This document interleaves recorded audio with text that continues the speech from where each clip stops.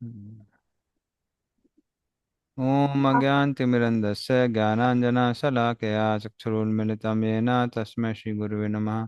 श्रीचैतन्यमनोभीष्टं स्थापितं येन भूतले स्वयं रूपकदा मह्यं ददाति स पदान्तिकं। वन्देऽहं श्रीगुरुः श्रीयुतापद्कमलं श्रीगुरून् वैष्णवांश्च। श्रीरूपं सागरजातां सगना रघुनाथां वितं तं सजीवं साद्वैतं सावधूतं परिजनासहितं कृष्णचैतन्यदेवं श्रीराधाकृष्णपादान् सगना ललिता श्रीविशाखान्वितांश्च। नमो विष्णुपादाय कृष्णप्रेष्ठाय भूतले श्रीमते भक्ति स्वामी नामने। नमस्ते सारस्वते देवे गौरवाणी प्रचारिणे विशिष्ट पासादेस्तान्ने वाञ्छाकल्पतरुभ्यश्च कृपा सिन्धु एव च पतितानां पावनेभ्यो वैष्णवेभ्यो नमो नमः। नमो महावदन्नाय कृष्ण प्रेम प्रदायते कृष्णाय कृष्ण चैतन्य नामने कौन से गौरस्य नमो नमः। बोलने मानू। हे कृष्ण करुणा सिंधु दीनबंधु जगतपते गोप्ता गोपिका कांता राधा कांता नमस्ते। सप्तकांचन गौरांगी श्री राधे वृंदावनेश्वरी विश्वभानु देवी प्रणमामि हरिप्रिय।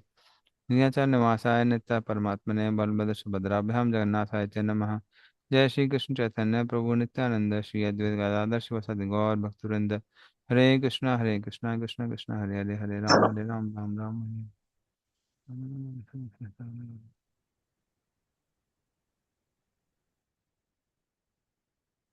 हम्म। चलिए, ये तो शेयर करते हैं स्क्रीन। 22 नंबर से चालू करना था, राइट?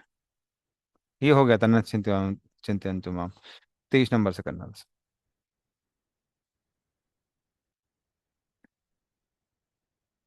हम्म। हाँ, ये भी हो गया था ना, अवधि पूर्वकम भी हो गया था शायद।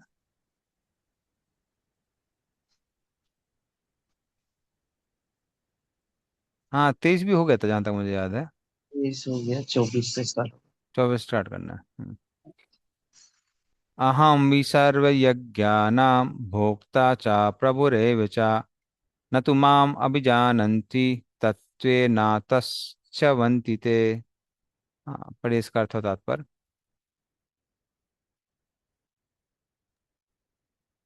मैं पढ़ू प्रभु जी, हरे कृष्ण। हाँ, पढ़िए पढ़िए। मैं ही समस्त यज्ञों का एकमात्र भोक्ता तथा स्वामी हूँ। अतः जो लोग मेरे वास्तविक दिव्य स्वभाव को नहीं पहचान पाते वे नीचे गिर जाते हैं। तात्पर्य, यही स्पष्ट कहा गया है कि वैदिक साहित्य में अनेक प्रकार के यज्ञ अनुष्ठानों का आदेश है, किंतु वस्तुतः वे सब भगवान को ही प्रश्न करने के निमित्त है। यज्ञ का अर्थ है विष्णु। भगवद गीता के 3 अध्याय में यह स्पष्ट कथन है कि मनुष्य को चाहिए कि यज्ञ या विष्णु को प्रसन्न करने के लिए ठीक कर्म करे। मानवीय सभ्यता का समग्र रूप वर्णाश्रम धर्म है और यह विशेष रूप से विष्णु को प्रश्न करने के लिए है। इसलिए श्लोक में कृष्ण कहते हैं, मैं समस्त यज्ञों का भोक्ता हूँ क्योंकि मैं परम प्रभु हूँ। किंतु अल्पज्ञ इस तथ्य से अवगत न होने के कारण क्षणिक लाभ के लिए देवताओं को पूजते हैं। अतः वे इस संसार में आ गिरते हैं और उन्हें जीवन का लक्ष्य प्राप्त नहीं हो पाता। यदि किसी को अपनी भौतिक इच्छा की पूर्ति करनी है तो अच्छा यही होगा कि वो उसके लिए परमेश्वर।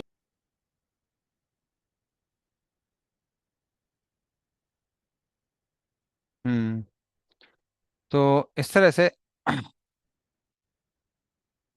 इस श्लोक में भगवान कह रहे हैं, अहम ही सर्व यज्ञानां भोक्ता। मैं सारे जितने भी तरह के यज्ञ होते हैं उन सबका कौन हूँ? भोक्ता हूँ। च प्रभुर एव च, उन सबका स्वामी हूँ। लेकिन ना तो अभिजानंती माम अभिजानती सत्युना च्यावंती चे। तो जैसे पिछले श्लोक में जो भगवान ने बोला था अभिधि पूर्वकम, वो यहाँ बताया गया, एक्सप्लेन किया गया है कि अभिजानंती, लोग मुझे तत्व से नहीं जानते हैं और इसलिए उनका क्या हो जाता है? पतन हो जाता है। च्यवंती ते। तो इस तरह से भगवान बताते हैं कि जो भी कर्मकांडी यज्ञ हो या फिर ज्ञानकांडी यज्ञ हो, जो भी यज्ञ है उन सबका भोक्ता मैं हूँ। मैं ही उन सबका स्वामी हूँ। मैं ही स्वामी होने का मतलब क्या? फल देने वाला मैं ही हूँ। बट जो देवताओं की पूजा करने वाले हैं ये उनको पता नहीं होता है। जैसे मान लीजिए कोई व्यक्ति जो सूर्यदेव की पूजा कर रहा है, उसको क्या लगता है कि मैं सूर्यदेव का उपासक हूँ और सूर्यदेव ही मुझे अच्छा स्वास्थ्य देंगे, अच्छा जीवन देंगे। तो इस तरह सूर्य की उपासना करना उचित है, नारायण की उपासना करने की आवश्यकता नहीं है। तो इन लोगों को ये नहीं पता है कि सूर्य देव के अंदर या सूर्य देव के प्रति श्रद्धा देने वाला कौन है? वो भगवान विष्णु है। और सूर्यदेव को जो भी सूर्यदेव जो भी फल देते हैं, वो कैसे देते हैं? भगवान नारायण देते हैं सूर्यदेव को, और सूर्यदेव उस व्यक्ति को देते हैं। और इसीलिए उसकी जो पूजा थी वो अविधि पूर्वकम कही जा रही थी, प्रॉपर रूल्स एंड रेगुलेशन से नहीं कर रहा था। और इसी वजह से भगवान बोलते हैं ऐसे लोगों को इस संसार में वापस आने लगता है। लेकिन जो लोग ये समझ के सूर्य की पूजा करते हैं कि अरे सूर्य तो भगवान के नेत्र है, तो फिर भगवान कहते हैं नहीं नहीं, फिर उनकी जो पूजा है वो अविधि पूर्वकम नहीं है, वो विधि पूर्वक ही है। क्योंकि वो सूर्य की पूजा कर रहे हैं भगवान की विभूति के रूप में। तो इस तरह से इन दोनों तरह के लोगों में अंतर है। तो अर्जुन जब ये सुनता है, अर्जुन कहता है कि वो ठीक है भगवान, लेकिन वो लोग भी तो वेदों को फॉलो कर रहे हैं ना। वेदों में जिस प्रकार देवताओं की पूजा लिखी हुई है उसी प्रकार ये लोग पूजा कर रहे हैं। तो जिस तरह से वैष्णव पंचरात्र जो है, पंचरात्र की विधि है, उसका पालन करके वैष्णव लोग भगवान विष्णु की पूजा करते हैं, उसी तरह से ये लोग भी क्या कर रहे हैं? ये लोग भी कर्मकांडी किताबों का आश्रय लेके कर्मकांड की पूजा कर रहे हैं। तो अंतर क्या है दोनों में? हम्म। तो क्या अंतर है, ये भगवान अगले श्लोक को बताते हैं। यान्ति देवव्रता देवान् पितॄन् यान्ति पितृव्रताः भूतानि यान्ति भूतेज्य यान्ति मद्याजनोऽपि माम्। हाँ, पढ़ी इसका अर्थ और तात्पर्य। मैं पढ़ रहा हूँ हम्म, प्रभु। हाँ जी पढ़िए। जो देवताओं की पूजा करते हैं वे देवताओं के बीच जन्म लेते हैं। जो पितरों को पूजते हैं वे पितरों के पास जाते हैं। जो भूत प्रेतों की उपासना करते हैं वे उन्हीं के बीच जन्म लेते हैं। और जो मेरी पूजा करते हैं वे मेरे साथ निवास करते हैं। तात्पर्य: यदि कोई चंद्रमा, सूर्य या अन्य लोक को जाना चाहता है तो वह अपने गंतव्य को बताए गए विशिष्ट वैदिक नियमों का पालन करके प्राप्त कर सकता है। इनका विशद वर्णन वेदों के कर्मकांड अंश 10 पौर्णमासी में हुआ है, जिसमें विभिन्न लोकों में स्थित देवताओं के लिए विशिष्ट पूजा का विधान है। इसी प्रकार विशिष्ट यज्ञ करके पितृलोक प्राप्त किया जा सकता है। इसी प्रकार मनुष्य भूत प्रेत लोकों में जाकर यक्ष, रक्ष या पिशाच बन सकता है। पिशाच पूजा को काला जादू कहते हैं।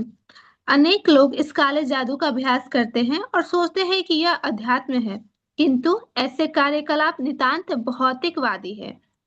इसी तरह शुद्ध भक्त केवल भगवान की पूजा करके निसंदेह वैकुंठ लोक तथा कृष्ण लोक की प्राप्ति करता है। इस श्लोक के माध्यम से यह समझना सुगम है कि जब देवताओं की पूजा करके कोई स्वर्ग प्राप्त कर सकता है, तो फिर शुद्ध भक्त कृष्ण या विष्णु के लोक क्यों नहीं प्राप्त कर सकता। दुर्भाग्यवश अनेक लोगों को कृष्ण तथा विष्णु के दिव्य लोकों की सूचना नहीं है, अतः न जानने के कारण वे नीचे गिर जाते हैं। यहाँ तक कि निर्वेशवादी भी ब्रह्म ज्योति से नीचे गिरते हैं। इसीलिए कृष्ण भावनामृत आंदोलन इस दिव्य सूचना को समूचे मानव समाज में वितरित करता है कि केवल हरे कृष्ण मंत्र के जाप से ही मनुष्य सिद्ध हो सकता है और भगवत धाम को वापस जा सकता है। हरि बोल। धन्यवाद। तो यहाँ भगवान बता रहे हैं, भगवान कहते हैं कि भगवान कहते हैं ये नियम है। हम्म। जो देवताओं की पूजा करते हैं वो देवताओं के पास जाते हैं। हाँ। यान्ति देवता देवान। और क्योंकि देवता भी कैसे हैं, देवता भी क्षणिक है, उनका भी नाश होता है। तो जिसकी आप पूजा कर रहे हैं उनका नाश हो जाता है, तो पूजा करने का वाला तो नाश निश्चित है। वो अजर अमर कैसे हो सकता है? हम्म। लेकिन भगवान नित्य हैं, इसलिए उनके भक्तों को भी नित्य परिणाम मिलता है। हाँ, जैसे भगवान कहते हैं, अहम ती अनस्वरो नित्यो मद भक्ता अभी अनस्वरहा। जिस तरह से मेरा नाश नहीं होता है, उसी तरह से मेरे भक्तों का भी नाश नहीं होता है। हम्म। या भगवान भागवतम में कहते हैं, भगवान एका शिष्यते शेष संज्ञा। हम्म। कि उस समय मात्र आप रह जाते हो जिसका नाम अनंत है। या फिर महाउपनिषद में लिखा हुआ है, एको नारायण एवासी न ब्रह्मा न शंकर। जब ब्रह्मा जी नहीं थे, शंकर नहीं थे, उस समय कौन थे? भगवान नारायण थे। इसका मतलब भगवान नारायण कैसे थे? वो नित्य हैं। तो जब वो नित्य हैं तो उनको उपासक भी कैसे हो जाते हैं? नित्य हो जाते हैं। गोपाल तपन उपनिषद में लिखा हुआ है, परा परार्धान्ते सो अभुद्यत गोप रूपो में पुरस्ताद आविर्भुवा। कि ब्रह्मा जी के रात्रि के समय भगवान अपनी योग निद्रा से उठे और मेरे सामने एक गोप के रूप में आए। तो मतलब प्रलय के समय भी कौन रहता है? भगवान रहते हैं। हम्म। और स्कंद पुराण में भगवान कहते हैं, ना चवंती च मद भक्ता महति प्रलय अपि। प्रलय के समय भी जो मेरा भक्त है उसका नाश नहीं होता है।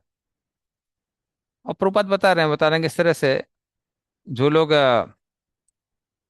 भूत पूर्वजों की पूजा करते हैं, वो भूत प्रेतों के पास में जाते हैं। तो खासकर प्रभुपाद बंगाल के काला जादू के बारे में बता रहे हैं कि कैसे बंगाल का काला जादू बड़ा फेमस है, लेकिन वो आध्यात्मिक नहीं, वो भौतिक है। क्योंकि उसको करने के बाद व्यक्ति कोई भी ऐसा नहीं है कि भगवत धाम जाना चाहता है या फिर आत्मस्वरूप को समझना चाहता है, तो वो उसको आध्यात्मिक किस श्रेणी में नहीं डाल सकते। वो एक हिसाब से भौतिक ही हुआ। तो इसलिए अगर मान ली कृष्ण को प्राप्त करना है तो फिर वो आध्यात्मिक हुआ, या भगवान नारायण को प्राप्त करना है तो वो पद्धति कैसी हुई? आध्यात्मिक। और इसी वजह से प्रभुपाद कहते हैं कि जो हरे कृष्ण महामंत्र का जप है, हरे कृष्ण कृष्ण कृष्ण हरे हरे, हरे राम राम राम हरे हरे, इसलिए ये जप कैसा है? आध्यात्मिक है, क्योंकि ये हमको आध्यात्मिक रिजल्ट देने वाला है, आध्यात्मिक परिणाम देने वाला है।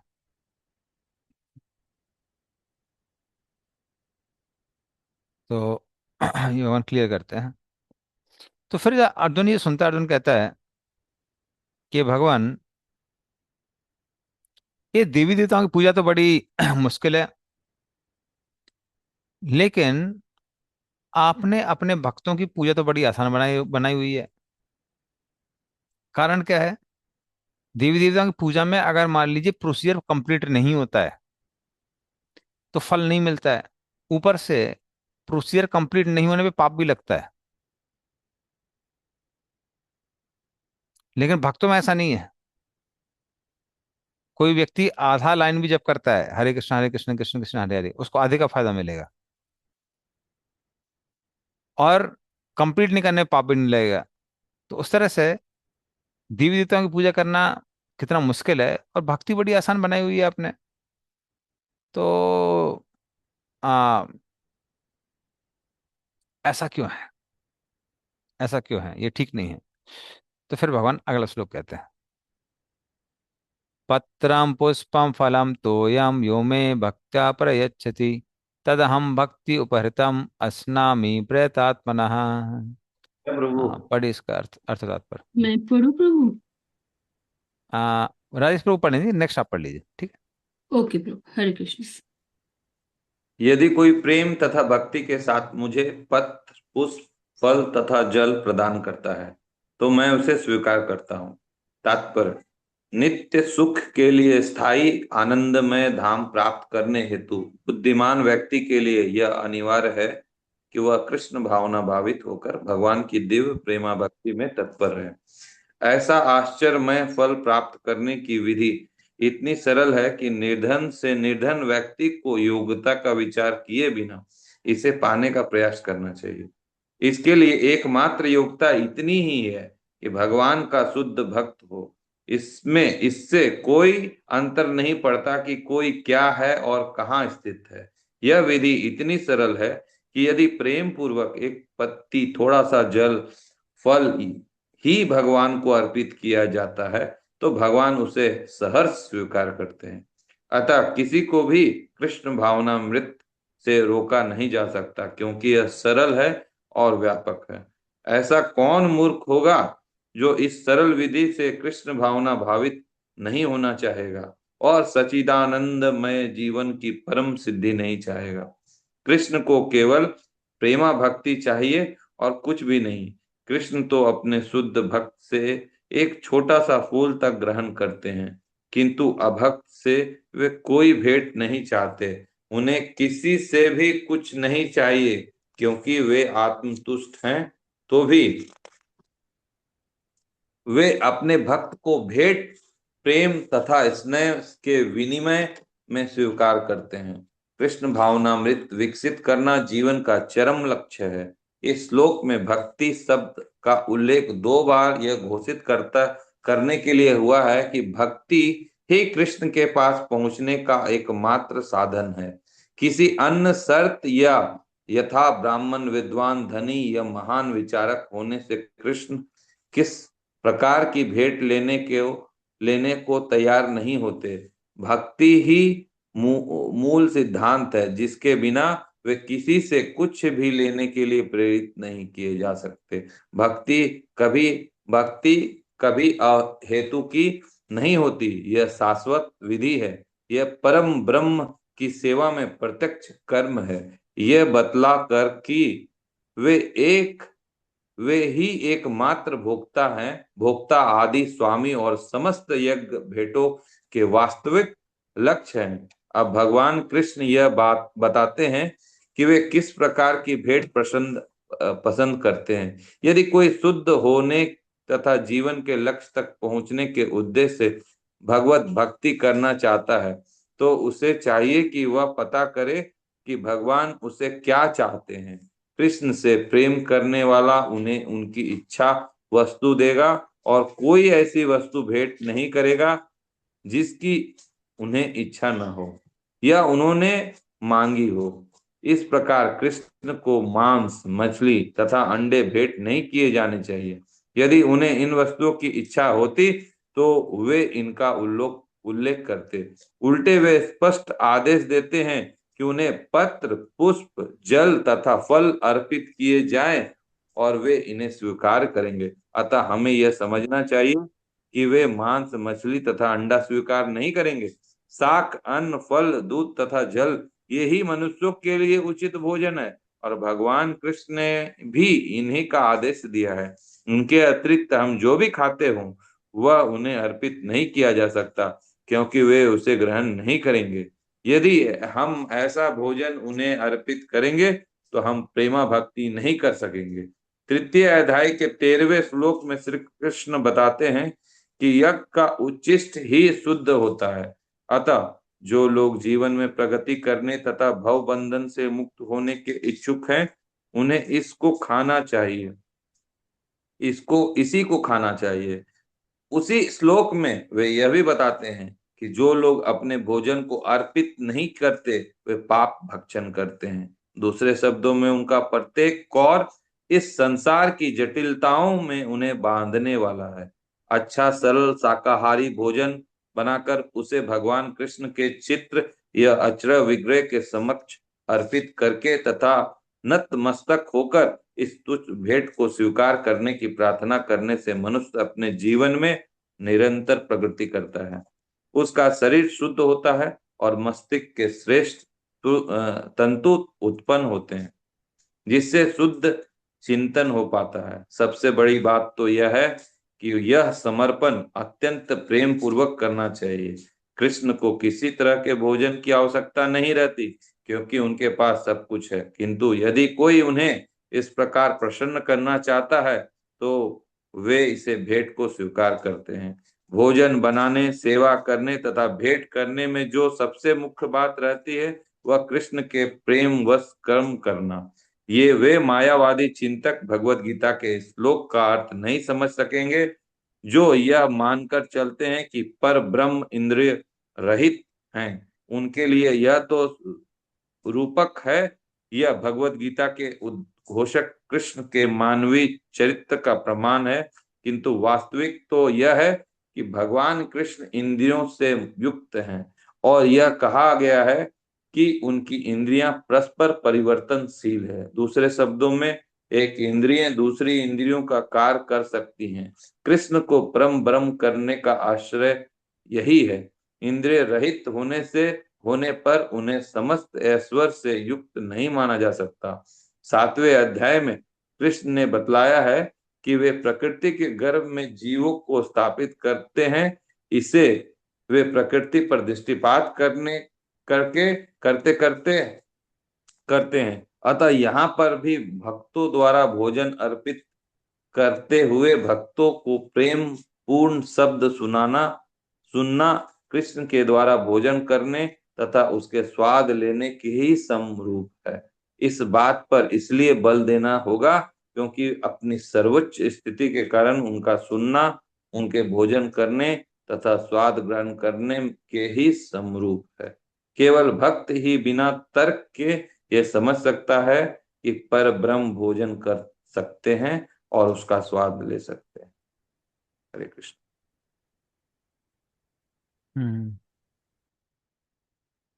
धन्यवाद। तो काफी इंपॉर्टेंट श्लोक है। तो यहाँ भगवान बोल रहे हैं, जब भगवान कहते हैं कि जो भी मेरा भक्त भक्ति भाव के साथ में देता है, तो भगवान कहते हैं मैं सुग्रहण करता हूं।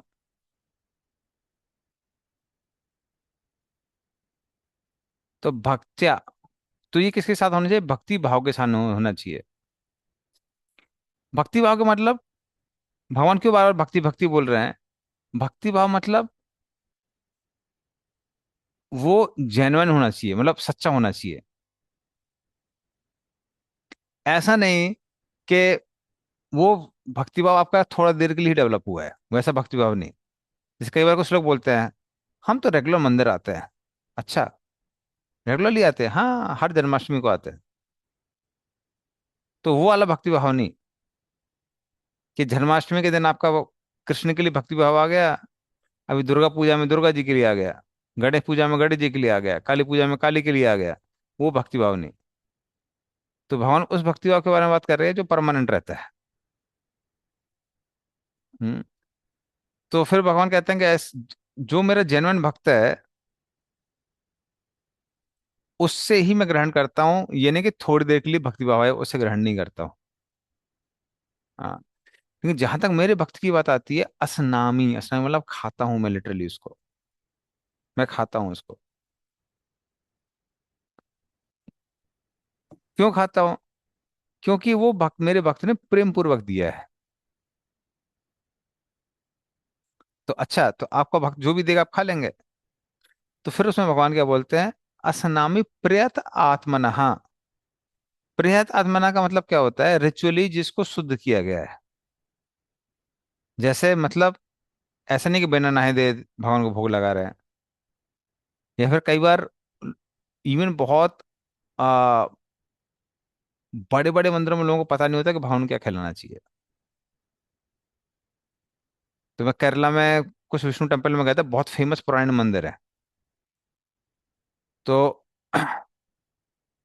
वहां पर जाकर मैंने बोला बढ़िया है, यहाँ पर प्रसाद मिल रहा है। प्रसाद मैं खाने जा रहा था, लेने जा रहा था। तो एक मेरे काउंसली हैं, उनके ससुर जी वहां पे केरला की जो मैनेजमेंट कमेटी इस्कॉन की, उसमें एक मेंबर है। हम्म। तो उन्होंने बोला अरे प्रभु जी वहां मत खाइए, हो सकता है उसके अंदर प्याज लहसुन हो। मैंने कहा, प्याज लहसुन? बोले यहाँ पर लोगों को पता नहीं है कि भगवान विष्णु को क्या भोग चढ़ाना है क्या नहीं चढ़ाना है। किसी को भी कुछ भी वो प्रसाद समझ बैठते हैं। तो उस तरह से, तो पहली बात तो क्या कि वो जो इंग्रेडिएंट दे रहे हैं वो शुद्ध होना चाहिए। इसलिए प्रभुपाद ने एक्सक्लूसिवली लिखा हुआ है वहां पे कि ये नहीं कि अंडा मांस मच्छी कुछ भी चढ़ा रहे हैं या प्याज लहसुन चढ़ा रहे हैं। मैंने खुद भी कई मूर्ख लोग देखे हुए हैं जो लड्डू गोपाल का कई बार भोग प्याज लहसुन चढ़ा देते हैं। तो उन मूर्ख लोगों को पता नहीं है कि भगवान ये सब ग्रहण नहीं करते। उसके अलावा आचमन वगैरह करके स्नान करके फिर भगवान को भोग चढ़ाना है। तो आत्मना, तो इस तरह से आत्मा का एक मतलब होता है शरीर भी होता है। तो शरीर कैसा होना चाहिए? शुद्ध होना चाहिए। हम्म। फिर दूसरा प्रेत आत्मना का मतलब क्या है? मन। आत्मा को भी मन भी कहते हैं। तो मन शुद्ध होना चाहिए। मन कैसे शुद्ध होना चाहिए? मन शुद्ध होने का मतलब है कि वो भक्त जो भगवान को भोग चढ़ा रहा है, वो अपने खाने के लिए नहीं चढ़ा रहा है। वो क्यों चढ़ा रहा है? वो इसलिए चढ़ा रहा है क्योंकि वो भगवान को प्रसन्न करना चाहता है। तो ये दूसरा मीनिंग उसका, प्रेत आत्मना। और इसी भगवान कहते हैं कि मेरे भक्त को छोड़ के किसी और के अंदर वो डिजायर है ही नहीं कि मुझे प्रसन्न करे। जैसे परीक्षित महाराज कहते हैं, धौतात्मा पुरुषा कृष्ण पाद मूलम न मुंजति। हम्म। तो जो भगवान का शुद्ध भक्त होता है, उसका हृदय कैसा होता है? एकदम शुद्ध होता है। और क्योंकि उसका हृदय हमेशा शुद्ध होता है, वो कृष्ण के चरणों को कभी भी नहीं त्याग सकता है। हाँ, तो जिस तरह से जो व्यक्ति बहुत जगह से यात्रा करके आया है, जब वो घर में वापस आता है तो कैसा होता है? रिलैक्स हो जाता है। उसी तरह से एक बार भक्त पूरे संसार में जन्म मृत्यु के चक्कर में घूमते घूमते घूमते परेशान होकर वापस कृष्ण के चरणों में आता है, कृष्ण के चरणों को कभी त्यागता नहीं है। उसको पता है कि बाहर कितना कष्ट है। तो इस तरह से भगवान क्या कह रहे हैं? तो ऐसे भक्त का जो चढ़ा हुआ भोगों में क्या क्या करता हूँ? ग्रहण करता हूँ। तो कैसे पता चलेगा कि वो शुद्ध है? शुद्धता का प्रतीक ये है आ, कि वो कभी भी कृष्ण के चरणों का त्याग नहीं करता है। तो जो कभी कृष्ण को नहीं छोड़ता है, कृष्ण भी उसको कभी नहीं छोड़ते हैं। और भगवान कहते हैं वो भक्त, भगवान इवन क्या बोल रहे हैं? पुष्पम, मतलब ये प्रेम के कारण है। भगवान बोल रहे हैं कि फूल दिए तो फूल कोई खाता नहीं है, फूल सूंघता है। भगवान कहते हैं फूल दिए तो मैं वो भी खा लूंगा। तो भगवान भक्त से इतना प्रेम करते हैं। तो हो सकता है उस भक्त के अंदर थोड़ा बहुत काम क्रोध बचा हुआ है। तो भगवान कहते हैं वो किसकी तरह से है? जैसे वो उस सर्प की तरह है जिसका जहरीला दांत निकाल लिया गया है। एक बार जहरीला दांत निकाल लिया गया है तो सांप देखने में डेंजरस लगता है, वो ज्यादा कुछ हार्म नहीं कर सकता, आपको दुख नहीं दे सकता है। उसी तरह से भक्त के अंदर कुछ काम क्रोध बचा हुआ भी है, तो वो किसी को हानि नहीं पहुंचाएगा। हम्म।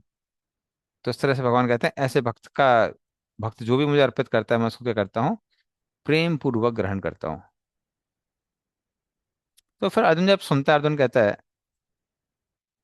आ, आपने आर्तो अर्थात इस जिज्ञासु ज्ञानी, ये चार तरह के लोग बताए थे जो आपके पास आते हैं। तो मैं इनमें से कौन सी भक्ति करूं, चारों में से? तो फिर भगवान उसको क्लैरिफाई करते हैं अगले श्लोक में, श्लोक नंबर 27 में। यत् करोषि यदस्नासि यज्जुहोषि ददासि यत् यत् तपस्यसि कौन्तेय तत्कुरुस्मदर्पणम्। हरे हाँ, कृष्ण प्रभु, मैं पढ़ रही हूँ। हाँ। हरे कृष्ण प्रभु, दंडवत प्रणाम। हे हे कुंती पुत्र, तुम जो कुछ करते हो, जो कुछ खाते हो, जो कुछ अर्पित करते हो या दान है तो दान देने हैं, और जो भी तपस्या करते हो उसे मुझे अर्पित करते हुए करो। तात्पर्य, इस प्रकार ये प्रत्येक व्यक्ति का कर्तव्य है कि अपने जीवन के इस प्रकार ढाले कि वो किसी भी दशा में कृष्ण को ना भूल सके। प्रत्येक व्यक्ति को अपने जीवन निर्वाह के लिए कर्म करना पड़ता है, और कृष्ण यहाँ पर आदेश देते हैं कि हर व्यक्ति उनके लिए ही कर्म करे। प्रत्येक व्यक्ति को जीवन रहने के लिए कुछ ना कुछ खाना पड़ता है, अतः उसे चाहिए कि कृष्ण को अर्पित भोजन को उच्छिष्ट को ग्रहण करे। प्रत्येक व्यक्ति का कुछ ना कुछ धार्मिक अनुष्ठान करने होते हैं, अतः कृष्ण को संतुष्टि है, संस्तुति है, इसे मेरे हेतु करे, यही अर्चन है। प्रत्येक व्यक्ति कुछ ना कुछ दान देते हैं। अतः कृष्ण कहते हैं ये मुझे दे, जिसका अर्थ ये है कि अधिक धन का उपयोग कृष्ण भावनामृत आंदोलन की उन्नति के लिए करे। आजकल लोग ध्यान विधि के प्रति विशेष रुचि दिखाते हैं।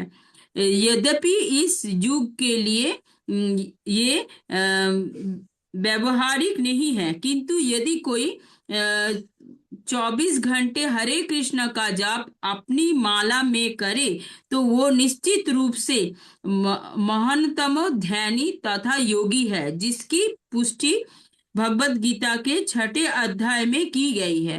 हरे कृष्ण। धन्यवाद। तो यहाँ भगवान बता रहे हैं अर्जुन को कि तुम अर्जुन पूर्ण रूप से कर्म ज्ञान योग को पूर्ण रूप से आ, त्याग नहीं सकते हो। और और साथ में क्या है, जहां तक एकदम केवल भक्ति शुद्ध भक्ति की बात आती है तो तुम वो भी नहीं कर सकते हो। और साथ में तुम सकाम भक्ति मतलब कुछ पाने की इच्छा से जो भक्ति की जाती है, तुम उस श्रेणी से तो ऊपर ही हो। इसलिए तुम्हें क्या करना चाहिए, कर्म ज्ञान में सिर्फ प्रधानीभूत भक्ति करनी चाहिए ना। आ, तो वो क्या है, वो ये है कि जो भी तुम कर रहे हो, हाँ, भले वो वेदों के अनुसार हो या फिर जो बाहरे व्यवहार के लिए हो, जो भी तुम खा रहे हो पी रहे हो, यत करो यद असनासी, या फिर यद तपस्यासी, जो भी तुम तपस्या कर रहे हो, तो वो किसके लिए करो, वो मुझे अर्पित करते हुए करो। हम्म तो कर्मयोगी क्या होते हैं, वो शास्त्रों के अनुसार कर्म करते हैं और उसको फिर क्या करते हैं, भगवान को अर्पित करते हैं। लेकिन जहां तक भक्तों की बात आती है, वो जीवन के सारी चीजें ही भगवान को अर्पित करते हैं। ऐसा नहीं कि सिर्फ कर्म कर रहे हैं। कायेन वाचा मनसेन्द्रिया वा बुद्ध्यात्मना वानुसृत स्वभावात् करोति यत् यत् सकलम परस्मै नारायणायेति समर्पयेत्तम। तो व्यक्ति को वो किसी भी कंडीशन में क्यों ना हो, उसको अपना शरीर, वाणी, मन, इंद्रियां, बुद्धि, सब कुछ भगवान की सेवा में लगाना चाहिए, समझ के कि ये सब कुछ भगवान की सेवा के लिए ही बना हुआ है। हाँ। तो अर्जुन कहता है अच्छा, तो आपने जैसे हमको बोला कि जो भी तुम यज्ञ कर रहे हो, तो क्या ये सब अर्चन मार्ग भक्ति मार्ग के अनुसार होना चाहिए या साधारण शास्त्रों के अनुसार होना चाहिए,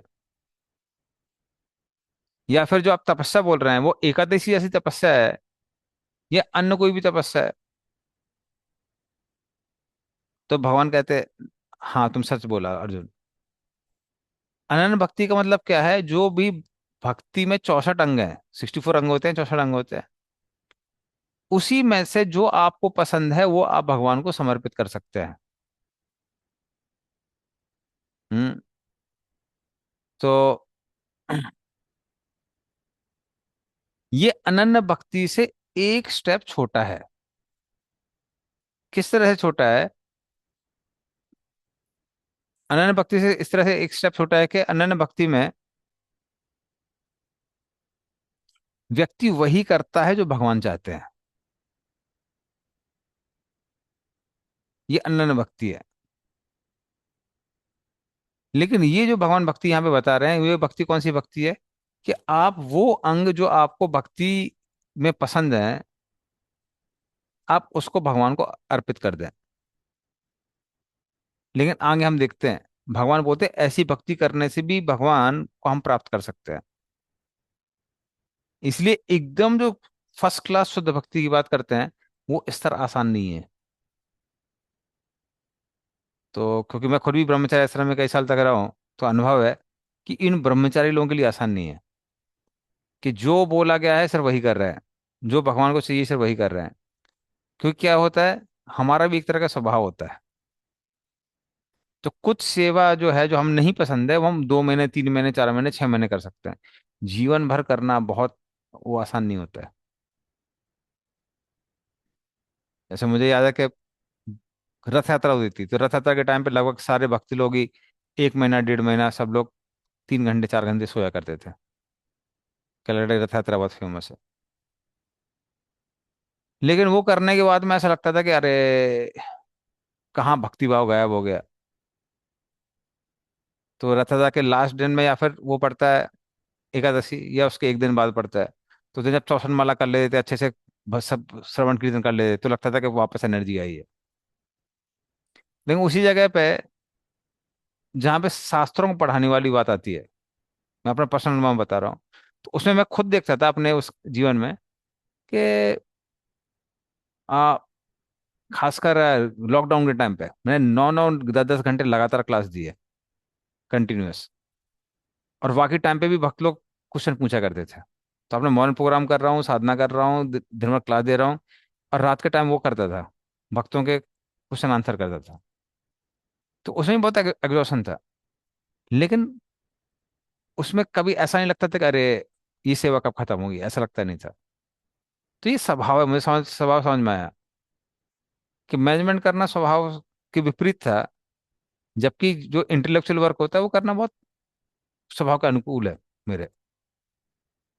तो इस तरह से स्वभाव के अनुसार चीजें करनी आसान होती है, स्वभाव के विपरीत करना बहुत मुश्किल होता है।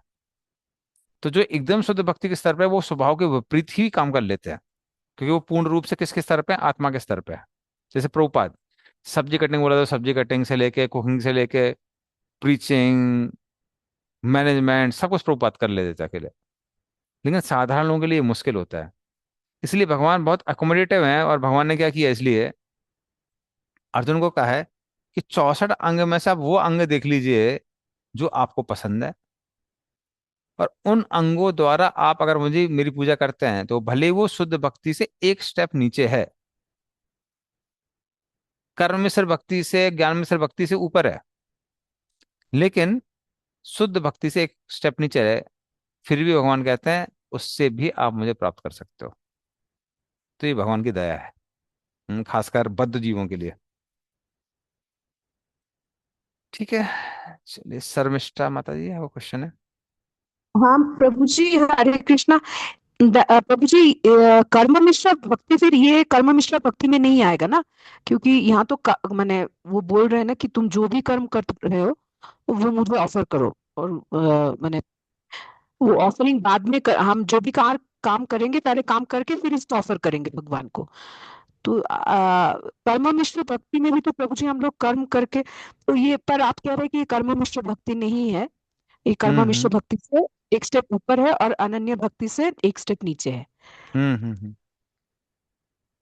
यस। पर यहाँ देख, तो कर्म करने के लिए बोला जा रहा है ना प्रभु जी, कि जो भी नहीं कर्म नहीं, कर देखिए, रहे कर्म आप कौन सा हो। कर रहे हैं वो डिपेंड करता है ना। अगर आप 64 आइटम्स में से एक कर्म कर रहे हैं, तो ये अलग है।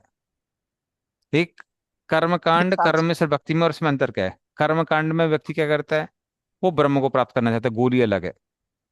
दूसरा बात, वो क्या करता है, वर्णाश्रम सिस्टम के अनुसार अपना कर्म करता है, जो उसके वर्ण और आश्रम के अनुसार है, और उसके बाद में वो भगवान को अर्पित करता है। कर्म में सिर्फ भक्त क्या करता है, वो श्रवण कीर्तन भी करता है, लेकिन साथ में वो अपने वर्णाश्रम पोजीशन से बहुत अटैच है, और उसकी वजह से वो, उसका वो जो आइडेंटिफिकेशन है वो बहुत स्ट्रांग होता है, कि मैं इस वर्ण से हूँ, मैं इस आश्रम से हूँ। और फिर वो क्या करता है, वो जो कर्म करता है, आ, उसको कई बार वो उसको, उस कर्म को प्रायोरिटी ज्यादा दे देता है एज कम्पेयर टू भक्ति। उसके एग्जाम्पल दे सकते हैं। एग्जाम्पल कैसे, जैसे श्रील भक्ति सरस्वती ठाकुर एक बार जब मायापुर में थे, तो उनके एक सन्यासी से एक बहुत बड़े बैरिस्टर को, लॉयर को, कलकत्ता से लेके गए थे मायापुर में उनसे मिलाने के लिए। तो भक्ति सरस्वती ठाकुर से वो इंट्रोड्यूस करने लगे, ये बहुत बड़े लॉयर हैं। तो श्री भक्ति सरस्वती ठाकुर ने क्या किया, उनसे बाद में बात की, पहले इनसे बात करने लगे, ये भक्त से, कि देखिए अभी अगली वृंदावन यात्रा होने वाली है, अब वृंदावन यात्रा में आएंगे क्या? तो वो कहने लगे कि प्रभुपाद बड़ा मुश्किल है, क्योंकि पता नहीं छुट्टी मिलेगी कि नहीं मिलेगी। तो श्री भक्तिनाथ ठाकुर कहने लगे, अरे इसमें टेंशन लेने की वाली क्या बात है, इंडिया में तो इतने सारे रिश्तेदार होते हैं, बोल दीजिए कि ये मर गया वो मर गया, चले जाइए छुट्टी लेके आ जाइए। तो ये जो व्यक्ति था, जो लॉयर था, वो सुन के बहुत डिस्टर्ब हो गया। वो कहने लगा, अरे आप इतने बड़े साधु हैं, और इतने बड़े साधु हो के आप झूठ बोलने के लिए बोल रहे हैं अपने शिष्यों को। तो वो उठ के वहां से चल दिया। फिर ये भक्त गया उस लॉयर को, और लॉयर को उसको समझाया उसने। तो वो क्या समझाया उन्होंने, ये समझाया कि जो भी हम इस संसार में मॉरलिटी करते हैं, सच बोलना है, टाइम पे आना है, पंक्चुअल रहना है, ये करना है वो करना है, वो किसके लिए है? ताकि एक दिन हम भक्ति के स्तर पे आएंगे, जिसको हम ट्रांसेंडेंटल मॉरलिटी कहते हैं। लेकिन अब दोनों की अगर कंपैरिजन आती है तो क्या करना चाहिए? भक्ति को प्रेफरेंस देना चाहिए और इसको नीचे रखना चाहिए। तो ये कौन सी बात है? शुद्ध भक्ति हो जाती है। या फिर, और ये नीचे वाली जो होती है, इसको आप कभी कभी क्या बोल सकते हैं कि कर्म, अ, या तो कर्मयोग हो सकता है, या फिर कर्म से भक्ति भी हो सकती है इवन भक्त के लिए। तो कर्म में से भक्त कई बार क्या करते हैं, इनको प्रायोरिटी दे देते हैं कि ये इंपॉर्टेंट है। लेकिन जहां तक शुद्ध भक्त की बात आती है, वो वही करता है जो भगवान चाहते हैं, उसे खुद की कोई प्रायोरिटी नहीं है।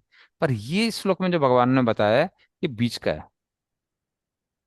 कि हम क्या हम्म। चूज करें? 64 आइटम्स, देखिए 64 पार्ट्स ऑफ अंग जो है भक्ति के, वो चारों वर्णों के लिए, चारों आश्रम के लिए, सबके लिए बराबर है। तो भगवान कहते हैं आप उसमें से वो चूज करिए जो आपको पसंद है, और उसको भगवान को अर्पित करिए। ठीक है, तो बीच में आ गए इन दोनों के। अच्छा, थैंक यू प्रभु जी, हरे कृष्ण। हरे कृष्ण अरे प्रभु जी, एक एक एग्जाम्पल दे के थोड़ा समझाइए कि वर्णाश्रम में रह के भक्ति करना कैसे है वो। नहीं, फिर से बोलिए, वर्णाश्रम में वर्णाश्रम में रह के जो भक्ति करते हैं, कौन सी वो भक्ति? आप शुद्ध मिश्रित भक्ति की बात भक्ति, करें, कर्म से शुद्ध भक्ति वाले भक्ति नहीं, मिस वर्णाश्रम में रह के वर्णाश्रम का इम्पैक्ट ज्यादा है और भक्ति का कम, ऐसा क्या एग्जाम्पल है अभी फिर? एग्जाम्पल दिया ना, श्री भक्ति सरस्वती ठाकुर वाला। वो अच्छा, वो फिर वो लॉयर जो वर्णाश्रम है, वाला हो जाएगा। हाँ, वो लॉयर जो बोल रहा था कि नहीं नहीं नहीं, आप झूठ नहीं बोल सकते हैं, वृंदावन यात्रा के लिए जाना है। क्यों? क्योंकि आपका जो ड्यूटी है वो इम्पोर्टेंट है। अच्छा, तो ये तो कर्म मिश्रित भक्ति हो गया ना। हाँ, वही मैं कह रहा हूँ, ये कर्म से भक्ति में आ जाता है ना। वो कह रहा हम भक्ति करेंगे लेकिन ड्यूटी ज़्यादा इंपॉर्टेंट है, ड्यूटी को कभी प्रायोरिटी देते हैं, तो ये कर्म से भक्ति हो गया। अच्छा, और वो वर्णाश्रम में रह के अगर कोई भक्ति कर रहे हैं, वर्णाश्रम का इम्पैक्ट ज्यादा है, तो ये कैसा होगा फिर? मतलब वर्णाश्रम को ज्यादा वो महत्व देते हैं, भक्ति को कम। हाँ, तो वही मैंने बोला ना, इसने वर्णाश्रम को ज़्यादा महत्व दिया ना। क्यों? कैसे वर्णाश्रम को ज़्यादा महत्व दिया? कि हमारी जो ड्यूटी है ऑफिस में वो ज़्यादा इंपॉर्टेंट है। हाँ। गुरु महाराज यात्रा करें वो बहुत इंपॉर्टेंट नहीं है, जो हमारी ड्यूटी चल रही है ऑफिस में वो ज़्यादा इंपॉर्टेंट है। तो उसने वर्णाश्रम को इंपॉर्टेंस दिया ना। अच्छा, ऐसे अगर कोई गृहस्थी में है, तो वो सोच रहा है मेरा घर में सास ससुर के प्रति ड्यूटी है, वृंदावन जाना है, तो वृंदावन में नहीं जाऊं क्योंकि मेरा ड्यूटी है सास ससुर के प्रति या फिर घर के प्रति, तो यही मेरा पहले है, तो ये भी तो हो गया नहीं देखिए, कर्म मिश्रित भक्ति। मतलब इस चीज में प्रैक्टिकल लेवल चाहिए। अगर सास ससुर मर रहे हैं, तो फिर अगर आप उनको छोड़ के चले जाएंगे तो फिर वो तो आपके लिए वो हो जाएगा ना, दया दया आप नहीं दिखा रहे हैं। लेकिन अगर सास ससुर को आप अच्छे केयर में रख के वृंदावन यात्रा जा रहे हैं, उसमें कोई बुराई नहीं है। अच्छा, किस डिग्री का है वो मैटर करता है। आप जी। समझिए ना मैं क्या बोल रहा हूँ। हाँ, मतलब बहुत बुरी हालत में है तब तो नहीं छोड़ना चाहिए। हाँ हाँ अगर नॉर्मल है तो किसी के ऊपर रेस्पॉन्सिबिलिटी दे के आप जा सकते हो। हाँ हाँ। जी, मैं समझ गई। हम्म। ऐसा नहीं कि वो बोल रहे हैं अरे पानी दो हम मर जाएंगे, नहीं नहीं नहीं, हम जाके वृंदावन जाएंगे, आप मर जाओगे कोई फर्क नहीं पड़ता है। क्योंकि दया भी एक भक्त का गुण है ना। दया सर्वभूतेषु संतुष्टि, ये कहने चाह। तो वो नहीं होना चाहिए, बट नॉर्मल उसमें अगर है तो आप किसी केयर में रखे जा सकते हैं यात्रा के लिए। जी। हम्म। ओके। उस समय अगर आप बोलते हैं नहीं नहीं, सास ससुर की सेवा सबसे इंपॉर्टेंट है, हम यात्रा नहीं जाएंगे, तो फिर वो गलत हो जाएगा अगर नॉर्मल है तो। ठीक है, चलिए। जी प्रभु। ओके। हम्म।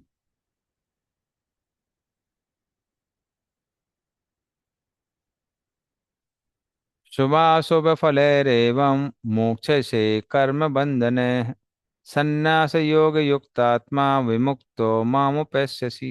हाँ, पढ़िए पूनम माता जी। मतलब अनम्यूट करना पड़ेगा आपको।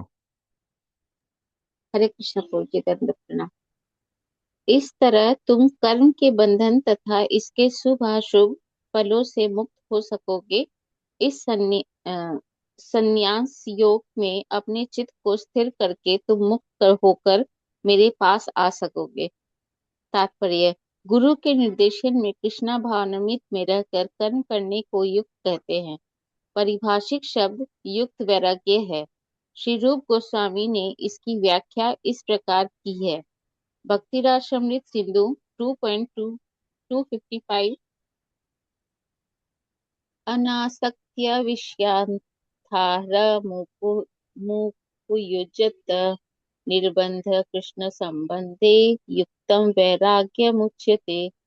श्री रूप गोस्वामी कहते हैं कि जब तक हम इस जगत में हैं, तब तक हमें कर्म करना पड़ता है। हम कर्म करना बंद नहीं कर सकते। अतः यदि कर्म करके उसके फल कृष्ण को अर्पित कर दिए जाए तो यह युक्त वैराग्य कहलाता है। वस्तुतः संन्यास में स्थित होने पर ऐसे कर्मों से चित्त रूपी दर्पण स्वच्छ हो जाता है और कर्ता ज्यों ज्यों क्रमशः आत्म साक्षात्कार की ओर प्रगति करता जाता है, त्यों त्यों वह परमेश्वर के प्रति पूर्णतया समर्पित होता रहता है। अतः अंत में वह मुक्त हो जाता है और यह मुक्ति भी विशिष्ट होती है। इस मुक्ति से वह ब्रह्म ज्योति में तदाकार नहीं होता, अपितु भगवत धाम में प्रवेश करता है। यहाँ स्पष्ट उल्लेख है, माम उपश्यसि, वह मेरे पास आता है, अर्थात मेरे धाम वापस आता है। मुक्ति की 5 विभिन्न अवस्थाएं हैं और यहाँ यह स्पष्ट किया गया है कि जो भक्त जीवन भर परमेश्वर के निर्देशन में रहता है वह ऐसी अवस्था को प्राप्त हुआ रहता है जहाँ से वह शरीर त्यागने के बाद भगवत धाम जा सकता है और भगवान की प्रत्येक संगति में रह सकता है। जिस व्यक्ति में अपने जीवन को भगत भगवत सेवा में रत रखने के अतिरिक्त अन्य कोई रुचि नहीं होती, वही वास्तविक सन्यासी है। ऐसा व्यक्ति भगवान की परम इच्छा पर आश्रित कर रहते हुए अपने को उनका नित्य दास मानता है। अतः वह जो कुछ करता है भगवान के लाभ के लिए करता है। वह जो कुछ कर्म करता है भगवान की सेवा करने के लिए करता है। वह सकाम कर्मों या वेद वर्णित कर्तव्यों पर ध्यान नहीं देता। सामान्य मनुष्य के लिए वेद वर्णित कर्तव्यों को संपन्न करना अनिवार्य होता है, किंतु शुद्ध भक्त भगवान की सेवा में पूर्णतया रत होकर भी कभी कभी वेदों द्वारा अनुमोदित कर्तव्यों का करता प्रतीत होता है, जो वस्तुतः विरोध नहीं है। अतः वैष्णव आचार्यों का कथन है कि बुद्धिमान से बुद्धिमान व्यक्ति भी शुद्ध भक्त की योजनाओं तथा कार्यों को नहीं समझ सकता। ठीक शब्द है, तार वाक्य क्रिया मुद्रा विज्ञ ना बुझे।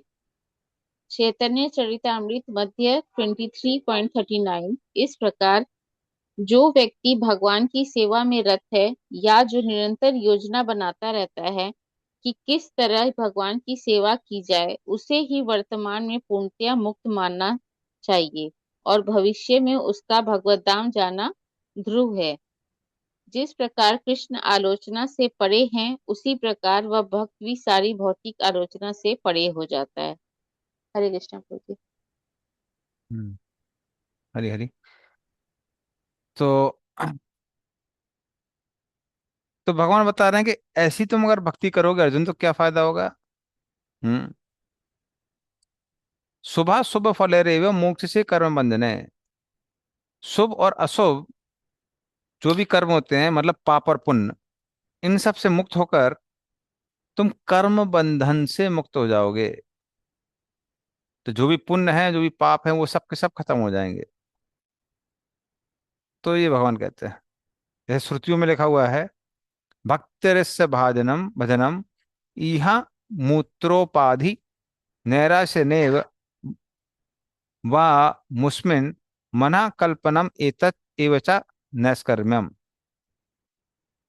भक्ति भगवान की पूजा है जिसमें व्यक्ति भगवान पर ध्यान करता है, हर तरह के जो इस संसार को भोगने के विचार हैं उनका त्याग कर देता है, और इससे व्यक्ति पूर्ण रूप से कर्मों से मुक्त हो जाता है। हम्म। तो भगवान कहते हैं संन्यास योग। इस तरह से जो तुम्हारा मन है वो अपने कर्मों के फल को भोगने से मुक्त है। इससे मात्र तुम मुक्त नहीं होगे, बल्कि विमुक्त, मुक्त लोग में तुम विशेष होगे, क्योंकि तुम कौन हो? मेरे भक्त हो, तुम मेरे पास आ जाओगे। जैसे भगवान कहते हैं ना, मुक्ता नाम अपनी सिद्ध नाम नारायण परायणा सुदुर्लभ प्रसन्न दाता कोटि सभी महामुने। ये शिव जी कहते हैं पार्वती को, कि बहुत सारे मुक्तों में और सिद्धों में एक व्यक्ति होता है जो नारायण परायण है। तो सुदुर्लभा, ऐसा व्यक्ति बहुत दुर्लभ है। प्रशांत आत्मा, वो पूर्ण रूप से कैसा है? शांत है। कोटिस्वपी महामुनि, तो कोटि कोटि महामुनियों में एक व्यक्ति है जो नारायण का आश्रय लेता है। तो ऐसा भक्त कैसा है? बहुत दुर्लभ है।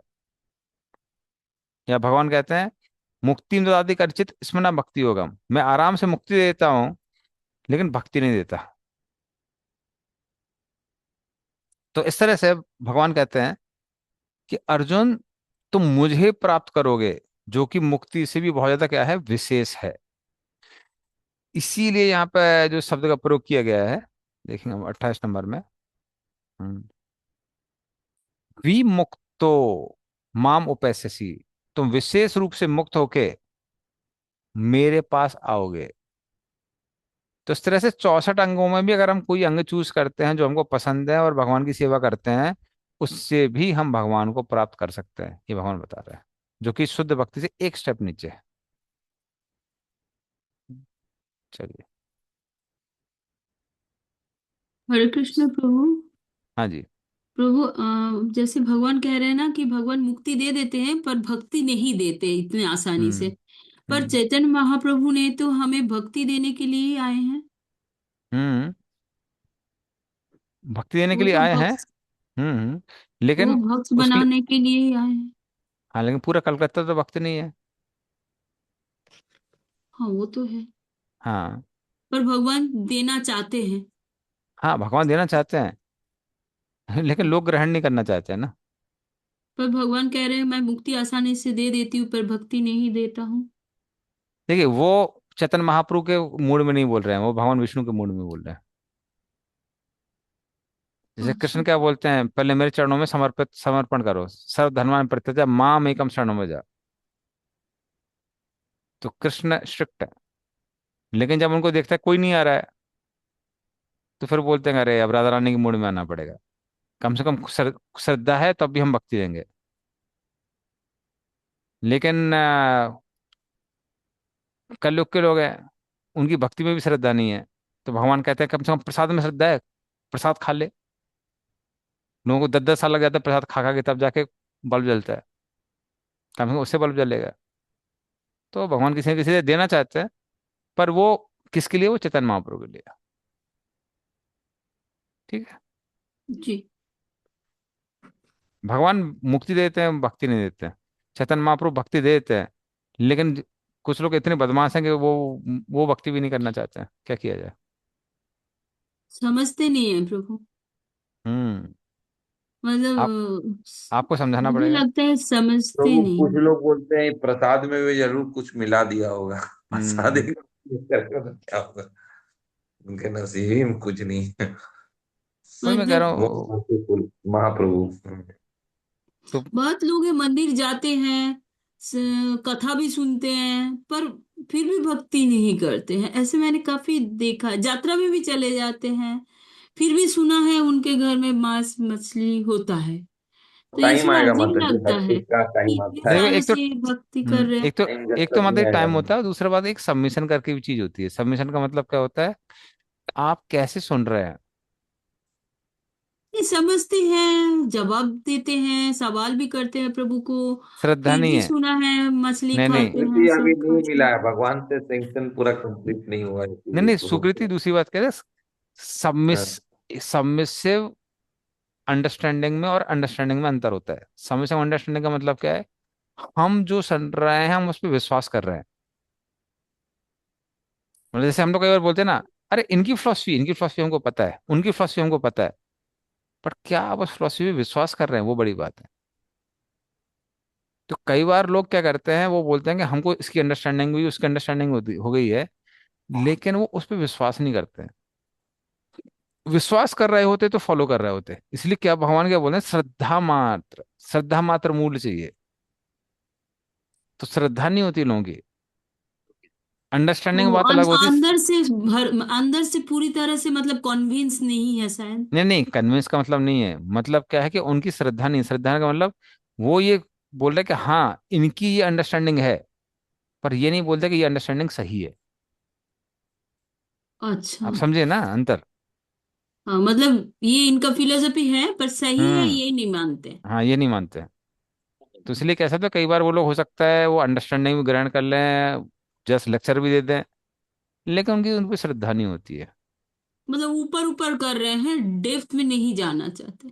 डेप्थ वाली बात नहीं है, बात क्या है, विश्वास नहीं है उस पर, उस चीज पे विश्वास नहीं है। गुरुजी, मेरा मेरा ये मानना है कि जब तक वो किसी भी व्यक्ति को ना वैसा ठोकर नहीं लगता है ना, ये लाइफ में ऐसा कोई मोड़ ऐसा नहीं नहीं नहीं आता है प्रभु, जो। हाँ। ठोकर खा के भी मैंने बहुत देखे हैं।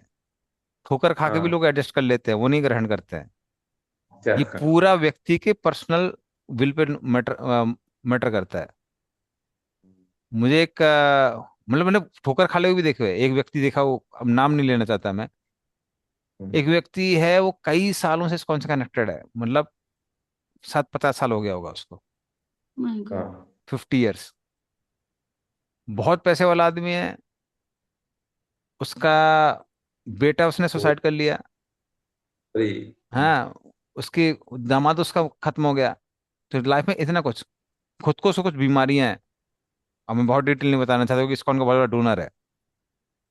लेकिन जहां मैंने भगवत गीता बोलना चालू किया था, तो मेरे को चुप करा दिया। वो अपना कुछ उसका काली कर्मकांडी व्यक्ति था, उसको बोलना है धन दे, ये दे, वो दे, वो उसका गाना चालू करा दिया। और कारण क्या है, कारण ये है कि कभी भी उसने हियरिंग सबमिसिवली नहीं करी है। उसको लगता है कि मुझे सब कुछ आता है, वो समस्या है उसके साथ। ओ। तो जिस व्यक्ति को लगता है हमें सब आता है, वो नहीं सुनता है उसको। सिमरन ज्ञान की बात करते हैं। एक आईएएस आईपीएस ऑफिसर से, आईपीएस नहीं, वो आईएएस ऑफिसर था एक्चुअली। उससे मिलने गए थे हम लोग। किसी पुराण से बोल दीजिए, वो कोट कर देगा। यहाँ से वो, वहां से वो, इधर का उधर, उधर का कोई उधर। सारा पड़ा हुआ था प्रभु, हाँ। सब कुछ पड़ा हुआ था, और बड़े दिव्य लोगों से मिला हुआ था वो। उन योगियों से हाँ। मिला हुआ था जो 700-800 साल पुराने योगी हवा में उड़ लेते हैं, सबसे मिला हुआ था। हाँ। लेकिन फॉलो किसी को कुछ नहीं करता है। उसको बोलते हैं हाँ इनकी ये फिलोसफी, उनकी वो फिलोसफी, उनकी फिलोसफी, सही क्या है, वो सोच रहे नहीं उसके बारे में। इसलिए फिलोसफी पता होना अलग बात है, उस पर विश्वास होना अलग चीज होती है। श्रद्धा, तो उसको चला प्रोपात जाते हैं। बोलते हैं। प्रोपात बोलते हैं उसको सबमिसिव हियरिंग। सबमिसिव हियरिंग मतलब वक्ता को आदर दे के जब आप सुनते हैं, तब उसको ग्रहण करते हैं। तत्पदी प्रणिपाते ना परिप्रश्न, तो प्रणिपात बहुत इंपॉर्टेंट है। अगर प्रणिपात नहीं होगा तो व्यक्ति यहां से सुनेगा, कई बार यहां तक जाता है, हृदय तक नहीं जाता है। तो वो मुख्य चीज है। ठीक है, तो पर्सनली कई बार लोगों को लेना पड़ता है, और ऑफ कोर्स ये भी होती है, क्या बोलते हैं इसको, हम लोग बोलते हैं अज्ञा स्वीकृति। कितनी अज्ञा स्वीकृति ग्रहण करी है, वो चीज है। और दूसरी बात है कि पर्सनली भी फ्री विल पे बहुत डिपेंड करता है। अगर सेम ग्रेन से आपको जो बीज है, मरुभूमि में जाएगा, कुछ नहीं होगा। जब वो फर्टाइल भूमि पे जाता है, जो उपजाऊ भूमि होती है उसी में से पौधा निकलता है। तो कई बार बहुत लोगों में पर्सनली एक व्यक्ति पे भी डिपेंड करता है।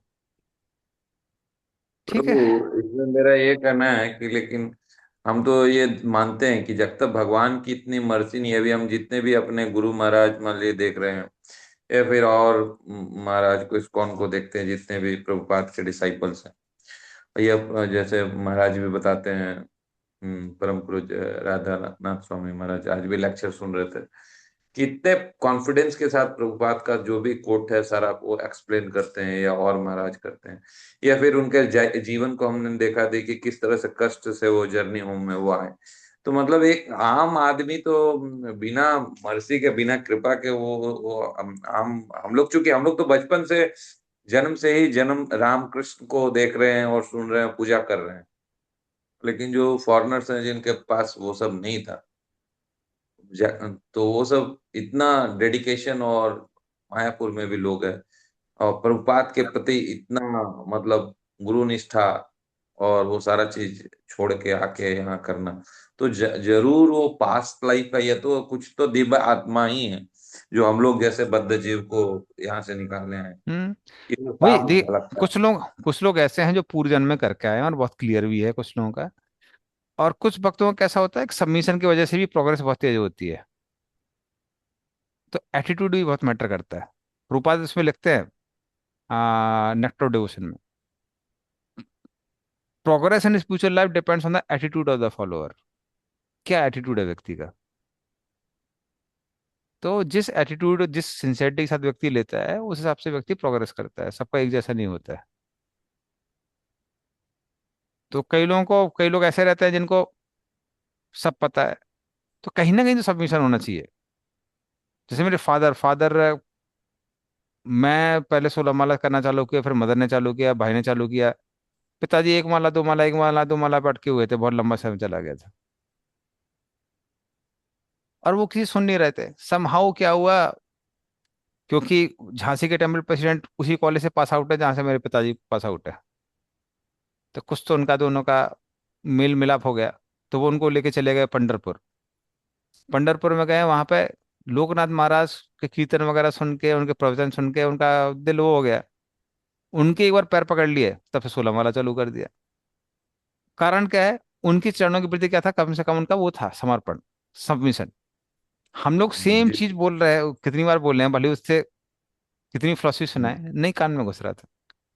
तो कहीं ना कहीं किसी ना किसी भक्त के आ, वाणी को सुनने के प्रति एक समर्पण चाहिए कि हाँ भाई, ये व्यक्ति जो बोल रहा है सही बोल रहा है, हम उसको फॉलो करेंगे।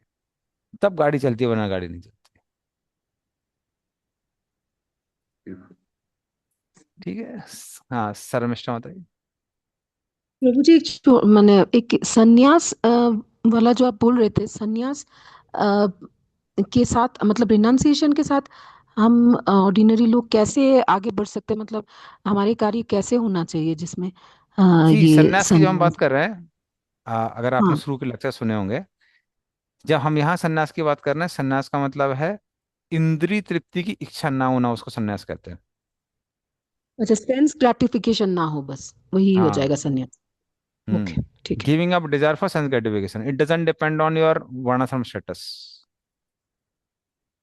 क्योंकि अगर कोई सन्यासी भी है और इंद्रिय तृप्ति की इच्छा रखे हुए है, तो फिर उसको सन्यासी नहीं कहते। भगवत गीता के जो ठीक। सन्यास की डेफिनेशन है वो एकदम अलग है। उसका हाँ, एक्शन सन्यास से कुछ लेना देना नहीं है।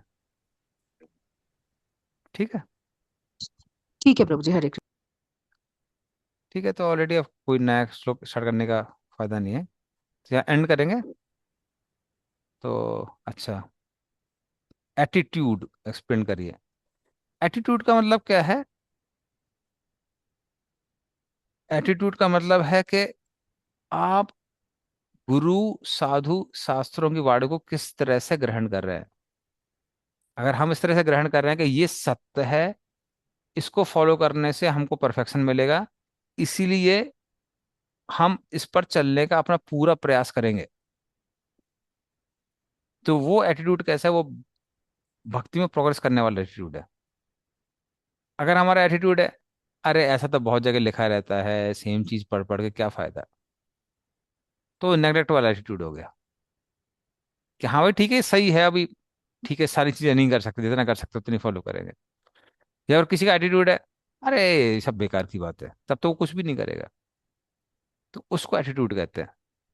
अब उस वाणी को, गुरु साधु शास्त्र की वाणी को किस तरह से ग्रहण कर रहे हैं। जो भी भगवत गीता भागवतम में लिखा हुआ है वो सारे के सारे इंस्ट्रक्शंस हैं गुरु साधु शास्त्र के, उसमें कोई त्रुटि नहीं हो सकती है। तो उसको हम सीरियसली इसलिए फॉलो कर रहे हैं कि हाँ इसको फॉलो करने से परफेक्शन प्राप्त होगा, तो वो एटीट्यूड होना चाहिए। जैसे कई बार मैंने प्रभुपाद डिसाइपल्स को देखा हुआ है, वो खासकर जो काफी सिंसियर भक्त लोग हैं, वो कोई लाइन पढ़ते हैं तो वो तुरंत देखते हैं कि क्या मैं अपने जीवन में अप्लाई कर रहा हूँ, और नहीं कर रहा हूँ तो ठीक कहाँ है। गलती गलती हो रही है।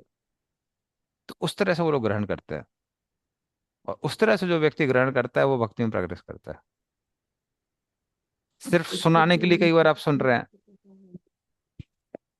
जैसे अब मतलब सबके बारे में तो नहीं बोलेंगे, लेकिन हमने कभी कभी देखा है कोई इतने साल से भक्ति शास्त्री दे रहा है, कुछ कुछ वक्त ओपनली उन्होंने मेरे को बोला कि प्रभु जी आप जो सुना रहे हैं वो तो हमको सब पता है, हम इतने साल से इस्कॉन में हैं, हमने सोचा हम भक्ति शास्त्री अटेंड करेंगे तो आप हमको कुछ मटेरियल वगैरह देंगे जिसे हम प्रचार करेंगे।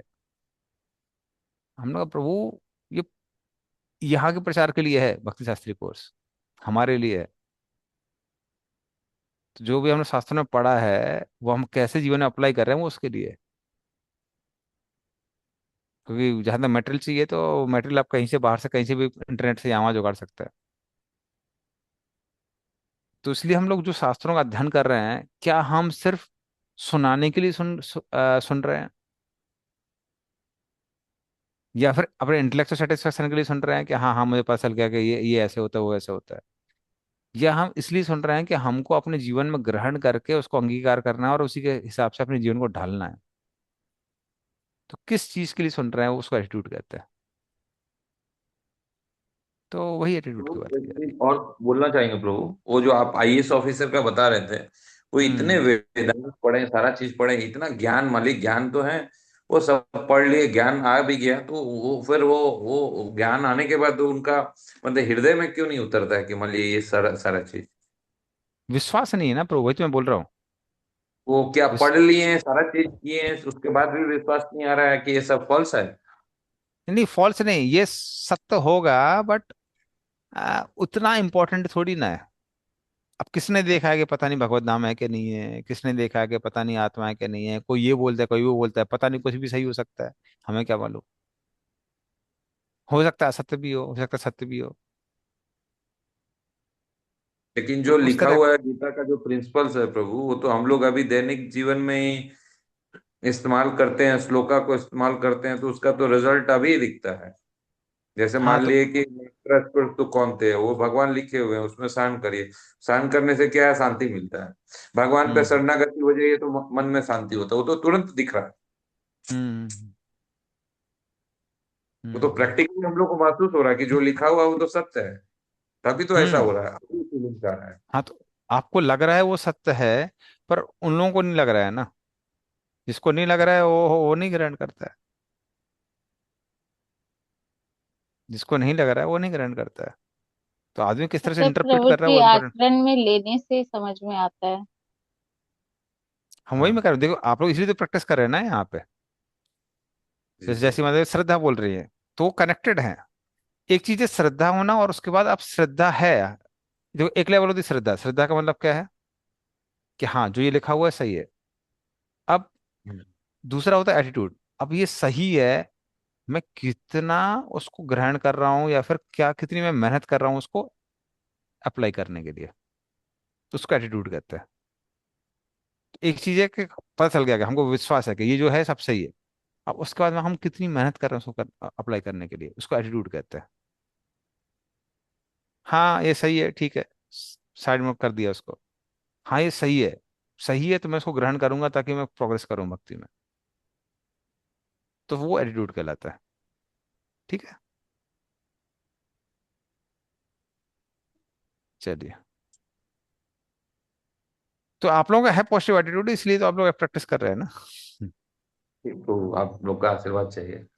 अरे नहीं नहीं, मुझे भी आप लोगों का आशीर्वाद चाहिए सबको अल्टीमेटली। चलिए ठीक है, तो एंड करते हैं। श्रीमद् भगवद गीता की जय, श्री प्रभुपाद की जय, वांछा कल्पतरुभ्यश्च कृपा सिंधुभ्यश्च पतितानां पावनेभ्यो वैष्णवेभ्यो, श्री प्रभुपाद की जय।